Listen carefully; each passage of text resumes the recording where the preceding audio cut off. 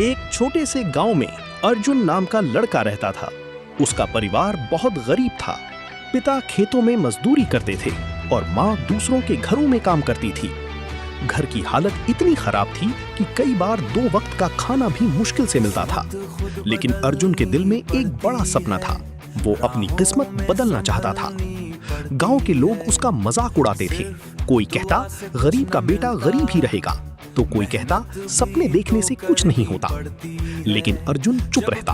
उसे विश्वास था कि मेहनत इंसान की तकदीर बदल सकती है। दिन में वो मजदूरी करता और रात को स्ट्रीट लाइट के नीचे बैठकर पढ़ाई करता।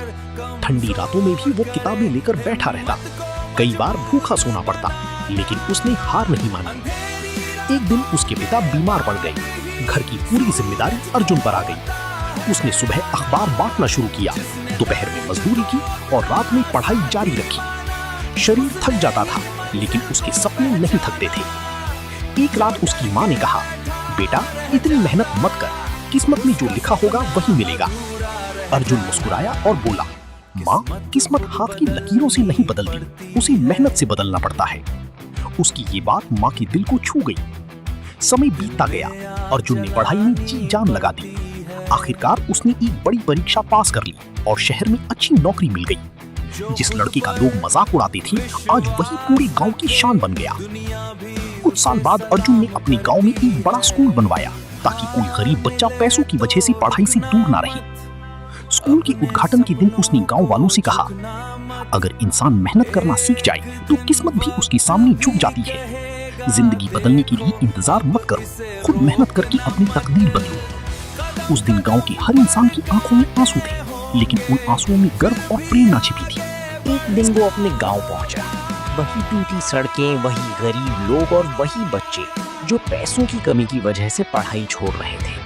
अर्जुन का दिल भर आया। उसे अपना बचपन याद आ गया। उसी गांव में रवि नाम का एक लड़का रहता था। उसके पिता बीमार थे और माँ लोगों के घरों में काम करती थी। गरीबी की वजह से रवि स्कूल छोड़कर चाय की दुकान पर काम करने लगा था। एक शाम अर्जुन चाय पीने उसी दुकान पर पहुंचा। उसने देखा कि रवि खाली समय में पुरानी किताब पढ़ रहा है। अर्जुन ने मुस्कुराकर पूछा, पढ़ना अच्छा लगता है? रवि बोला, बहुत, लेकिन किस्मत ने साथ नहीं दिया साहब। ये सुनकर अर्जुन कुछ देर चुप रहा, फिर धीरे से बोला, किस्मत कभी किसी का साथ नहीं देती, उसे साथ देना पड़ता है। अगले दिन अर्जुन रवि के घर गया। उसने रवि की पढ़ाई का पूरा खर्च उठाने का फैसला किया। गांव के लोग हैरान थे। कुछ लोग बोले, एक गरीब लड़का दूसरे गरीब की जिंदगी बदलने निकला है। लेकिन अर्जुन सिर्फ मुस्कुरा दिया। अब रवि दिन रात मेहनत करने लगा।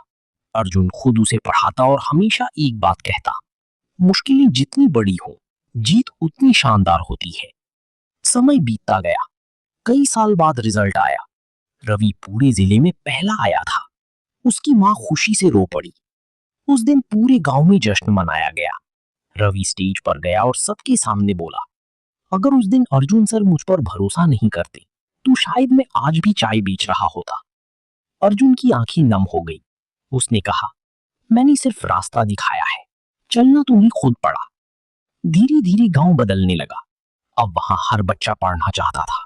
लोग समझ चुके थे कि गरीबी किस्मत नहीं होती, हार मान लेना असली हार होती है।